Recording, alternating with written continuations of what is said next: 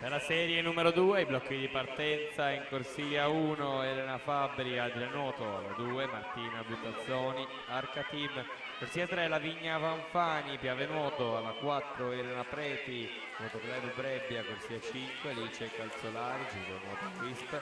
alla 6, Martina Zanè, Piave Nuoto, corsia 7, Delia Rossini, Gabbiano, alla 8, Berlin Doster, South African Team.